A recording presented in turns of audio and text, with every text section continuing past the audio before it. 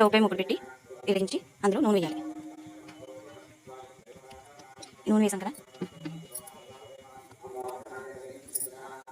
ఇప్పుడు ముందుగా మనం మిక్సీ పట్టిన పేస్ట్ అయితే ఏదైతే ఉందో అది ఆయిల్లో వేసి బాగా వేగనివ్వాలి.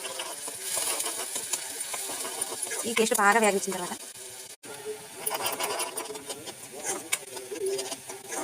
దీంట్లో ఆయిల్ కూడా తగిన మోతాదులోనే వేసుకోవాలి. ఈ పేస్ట్ ఇప్పుడు బాగా వేగింది కదా, ఇప్పుడు ముందుగా మనం ఉప్పు కారం కలిపి పక్కన పెట్టుకున్న చేప ముక్కలు ఉన్నాయి కదా అవి వేసుకోవాలి. వాటితో పాటు బెండకాయ ముక్కలు వేయాలి.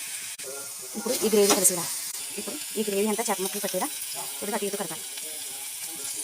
ఇప్పుడు తగినంత వాటర్ వేసి చేప ముక్కలు ములిగేలా వేసి కలపాలి. ఇప్పుడు 5 మినిట్స్ మూత పెట్టి సిమ్లో ఉంచాలి స్టవ్. ఈ సమయంలో చింతపండు నానబెట్టి మెదిగి ఉంచుకోవాలి. మధ్య మధ్యలో చేప ముక్కలు ఉడికినాయో లేదో చూడాలి. ఇప్పుడు బెండకాయలు తీసాం కదా, ఆ బెండకాయ కొంచెం ఈ విధంగా నొక్కి చూడాలి. కొద్దిగా లైట్గా ఉడికింది అన్న టైంలో చింతపండు పులుసు వేసుకోవాలి. ఇప్పుడు చేప ఉడికింది అనిపిస్తుంది కదా, ఇప్పుడు పక్కన పెట్టుకుని చింతపండు పులుసు వేసుకోవాలి. ఇప్పుడు 5 నిమిషాలు సిమ్లో ఉంచి మూత పెట్టి ఉడకనివ్వాలి. ఇప్పుడు మనకు కావాల్సిన చేపల పులుసు బాగా ఉడికింది కదా, ఇప్పుడు స్టవ్ ఆఫ్ చేసుకోవాలి.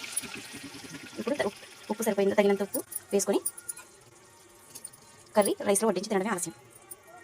Please subscribe my channel. ఈ వీడియో నచ్చిన వాళ్ళు సబ్స్క్రైబ్ చేయవలసిందిగా కోరుకుంటున్నాను.